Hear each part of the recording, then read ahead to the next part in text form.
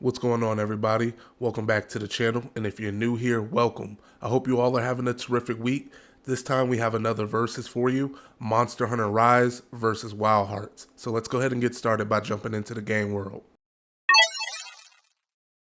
The game world in Monster Hunter begins with you starting in your village of Komura. This will act as your main hub where you will take care of anything you need before beginning a hunt. Things such as crafting new weapons or armor, restocking consumables, maybe you want to train a little bit if you're using a new weapon, and lastly choosing which monster you want to hunt. Now, outside of the hub, your hunts will take place in one of 5 environments. These environments are centered around a theme or biome, if you will, such as forest or snowy filled areas, things like that. The environments are a decent size that can take a bit of time to go from one end to another. Luckily, you will have a mount to speed up this process, because you will spend a lot of time tracking monsters throughout a specific zone. Now, outside of fighting monsters in these environments, you will spend a decent amount of time gathering materials for crafting, finding collectibles, and doing various other things to complete side missions. Now that we've taken a look at Monster Hunter, let's jump over to the world of Wild Hearts.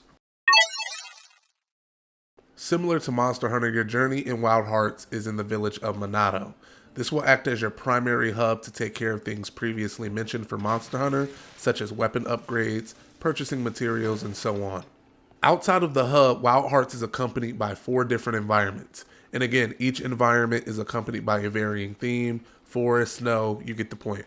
Now, here's where Wild Hearts begins to separate itself, because the environments in Wild Hearts are massive, much bigger than the areas of Monster Hunter.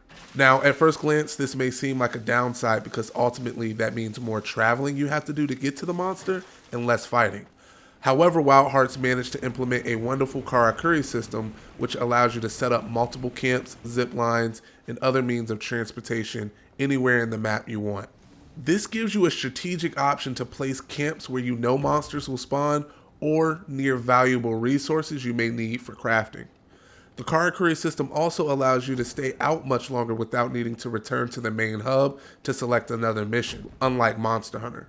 Not only can you set up camps for spawn points, but you can make crafting station, cooking stations, start new hunts, and much more.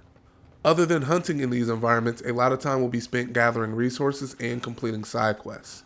Now, with the worlds and levels out of the way, let's talk combat. Combat in Monster Hunter is amazing and feels really good in the hands. The game is accompanied by 14 different weapons which all feel very unique from one another. Traditionally, Monster Hunter tends to have a slower, more methodical approach to combat. However, with Monster Hunter Rise and its unique mechanic, the wire bug, it definitely speeds the pace of combat up drastically, even for the slower weapons such as the Greatsword. Now, the basis of combat revolves around you blocking, dodging, and attacking the monster with the various amount of combos your weapons have. Where the wire bug comes into effect is adding additional maneuvers or attacks, if you will. The wire bug isn't this infinite resource. In fact, it comes with 2 charges and has a cooldown depending on what it's used for. Now, the wire bug can be used to traverse the environment, close the gaps on monsters, escape monster attacks, and it's used for special attacks with your weapon. And with that, you will take the fight to the monster, dealing damage, severing tails, breaking horns, until that monster falls at your feet or you trap it and call it a day. Let's head over to Wild Hearts and check out the combat there. Wild Hearts combat is fast and fluid and feels really good in the hands. The game has 8 distinct weapons to choose from, with all of them feeling drastically different from the other. If you have played any Koei Tecmo game, you should know that they are known for their fast combat, and that's no exception here. Wild Hearts is much faster than its counterpart Monster Hunter, from attack speeds to the monster aggression.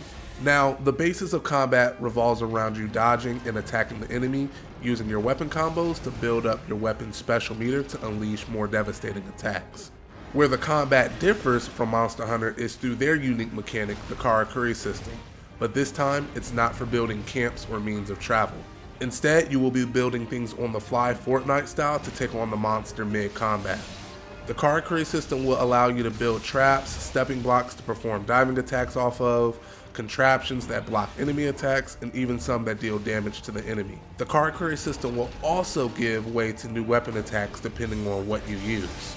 Wild Heart offers great variety in how you approach tackling a monster through the Karakuri system, and what you decide to bring with you or build with it. It can take time to master the system, but once you do, you'll have a tool for every situation for dealing with the monsters of the game.